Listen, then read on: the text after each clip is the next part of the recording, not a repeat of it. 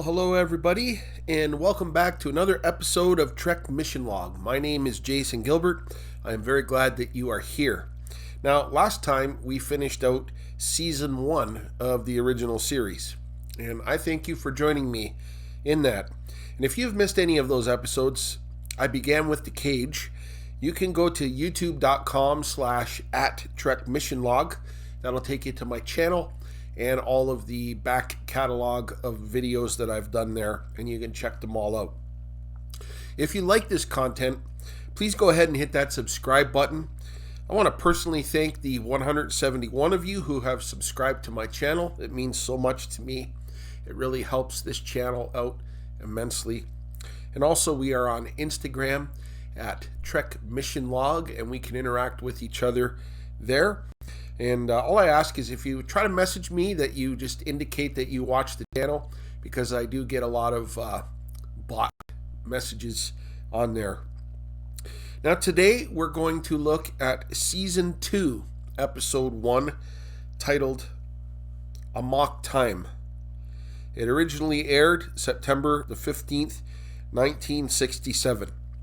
Written by Theodore Sturgeon, directed by Joseph Pevney, and produced by Gene L. Kuhn. So without any further ado, let's dive into this amazing episode together.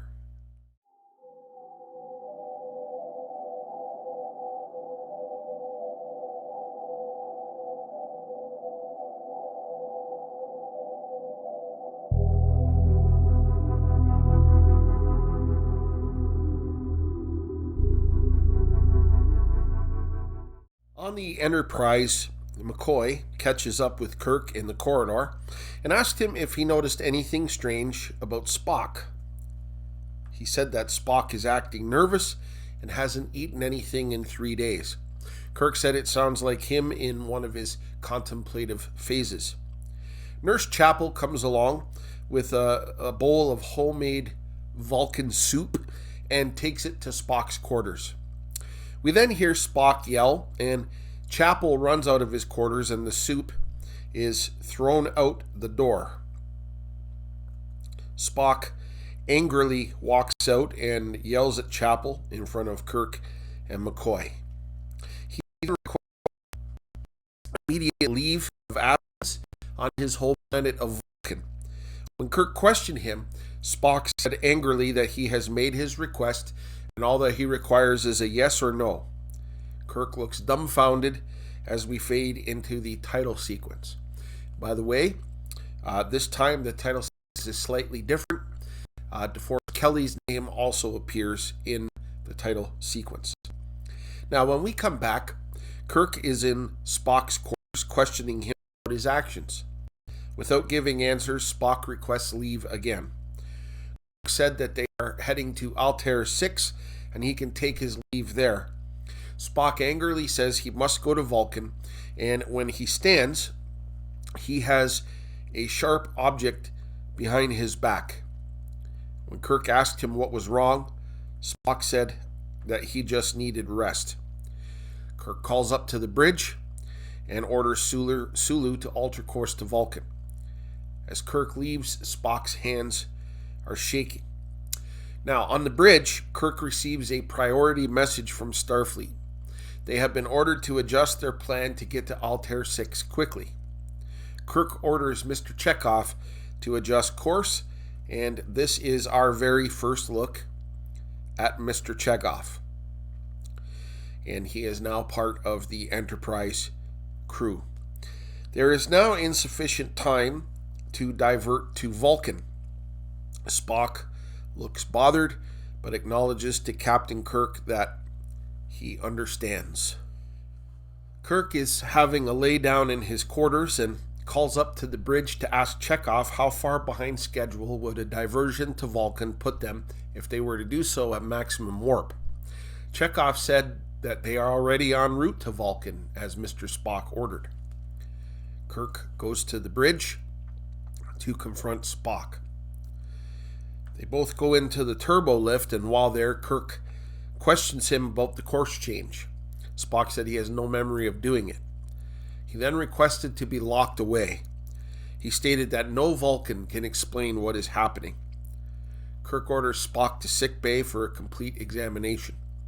As Spock gets off the turbo lift, he looks dazed and confused, but he does go to sickbay and reluctantly allows McCoy to examine him.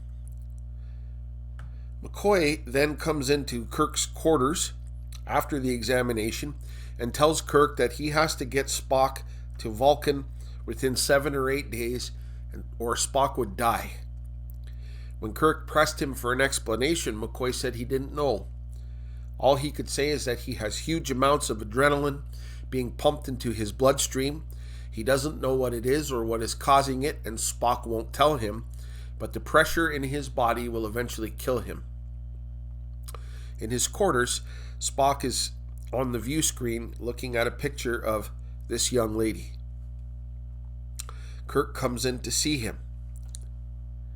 He wants to know what Spock is going through so that he can prevent Spock from dying. Kirk orders him to explain. Spock goes on to explain that it has to do with biology. In fact, it has to do with reproductive biology. Spock said that his logic, in which he takes pride, is being ripped from him. Spock explains that what he is going through is something called the Pon Farr, the time of mating. He said that he has to return home to take a wife or he would die.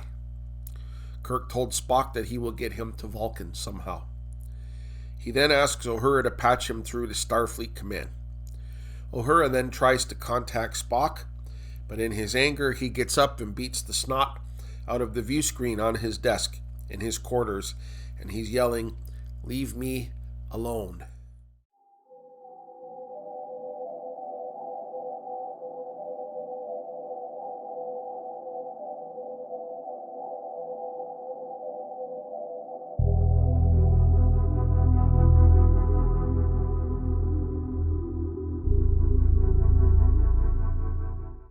Kirk is doing his best to get Starfleet's approval to divert to Vulcan.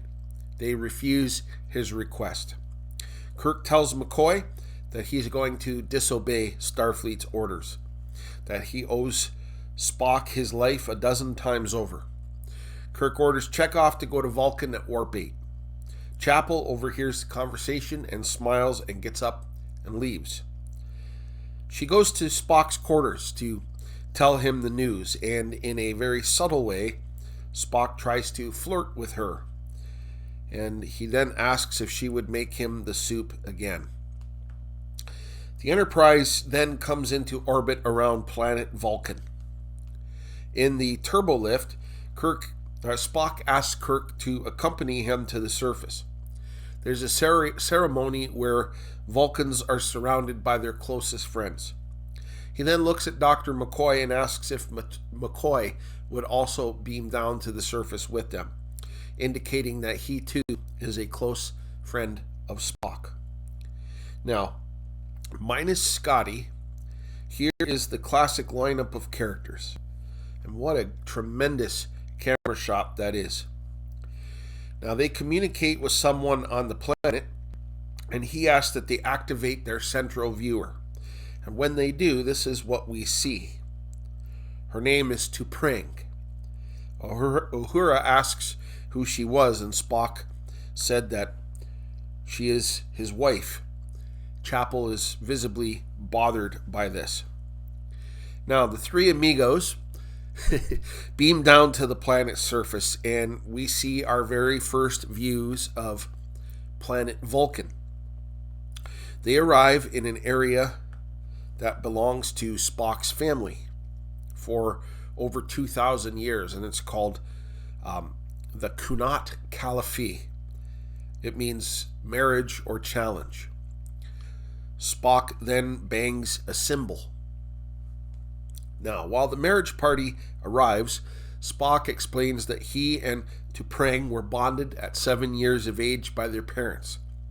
It was less than a marriage, but more than a betrothal.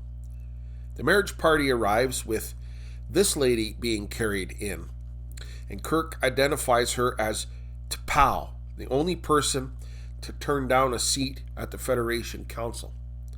Spock's bride-to-be is also there, followed by a group of men carrying weapons. Spock kneels before T'Pau. She is bothered that Outworlders are there. Spock said they are not Outworlders, they are his friends. And as Spock is about to hit the symbol again to complete the ceremony, T'Pring stops him and she yells, "Caliphate." Spock is very bothered by this. Kirk asks what happened.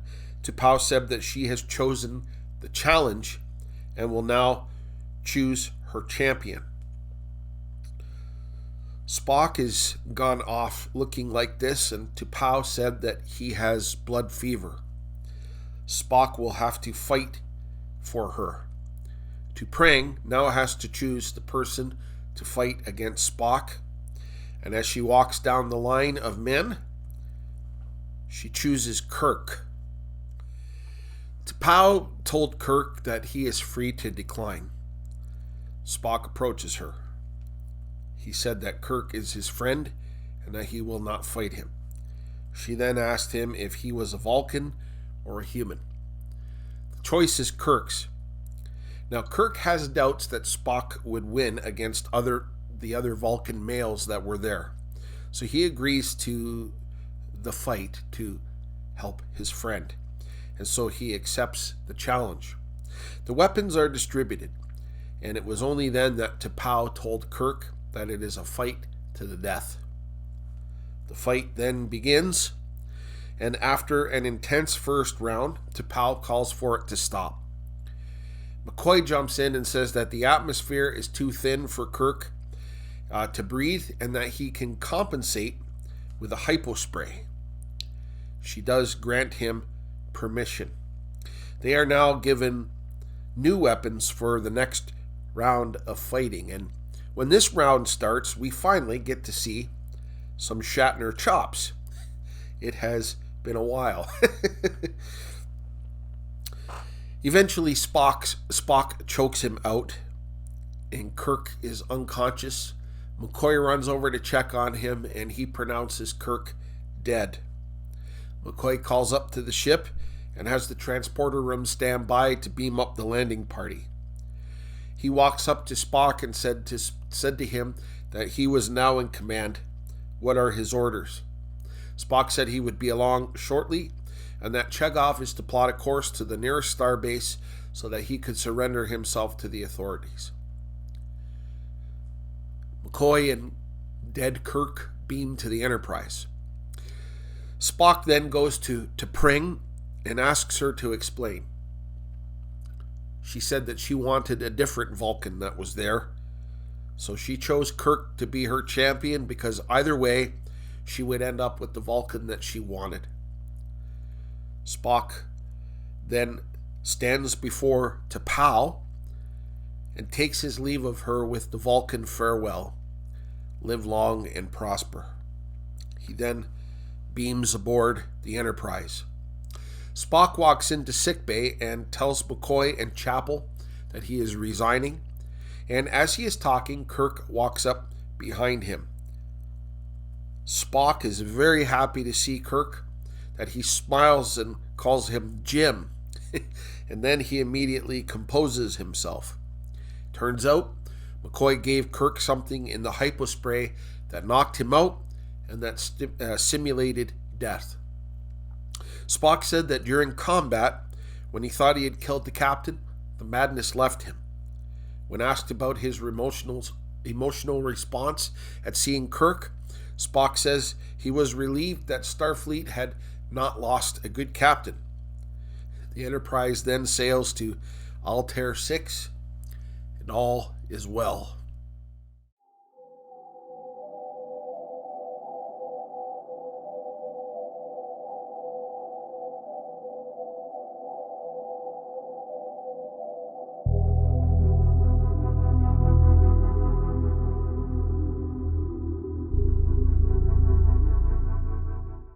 Amok Time is a fantastic episode to kick off Season 2 of the original series.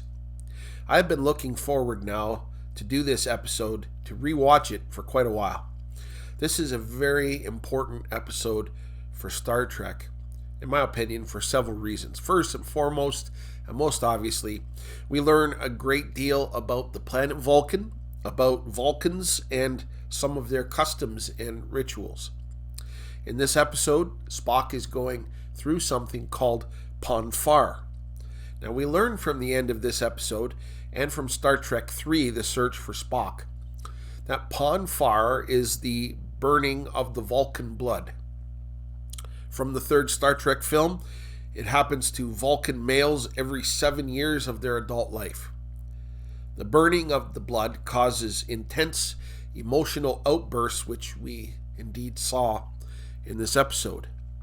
Now, Leonard Nimoy was absolutely superb in this episode. The emotion, the confusion, the struggle between his Vulcan half and his human half come out on full display, and it was all portrayed brilliantly. It revealed a lot to us about Vulcans and about the planet Vulcan. And we get to see for the very first time the planet Vulcan. And what a set this was. Absolutely amazing. When the marriage party came in, I actually got goosebumps watching it. There was an elegance to it as well as mystery. T'Pau, portrayed by Celia Lovsky, commanded the screen.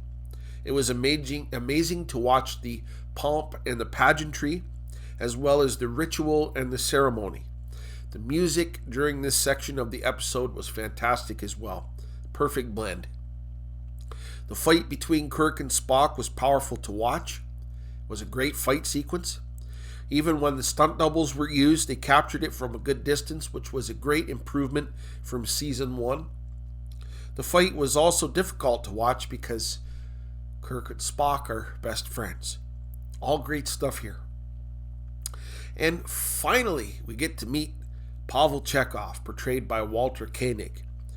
Now, this would have been somewhat controversial at the time because the character Chekhov is a Russian, and in 1967, the USA and Russia were not on good terms. In fact, they were engaged in a Cold War. So to have a Russian as a character would have bothered some people. But Chekhov was a great addition to the Star Trek ensemble. And right off the bat, he and Sulu were great together on screen. There was a camaraderie there and good humorous statements between them. And through the series, we will get to know Chekhov a little better. This was not a big action-filled episode. It was a story-driven episode, and that is exactly what it needed to be. It was a terrific story. The performances were astonishing. The only thing that was missing from the episode was Scotty. That is also the only area of weakness that I can find here. It would have been great if they could have involved him somehow. That aside, the episode really was flawless in every way. A great story. And we took a deep dive in what it means to be Vulcan. And we get a greater appreciation of the constant struggle that Spock is engaged in being half Vulcan and half human. For all these reasons and more, I give Amok Time a 5 out of 5 Starfleet insignias for awesomeness. Put this on your list of must-watch episodes. You do not want to miss it.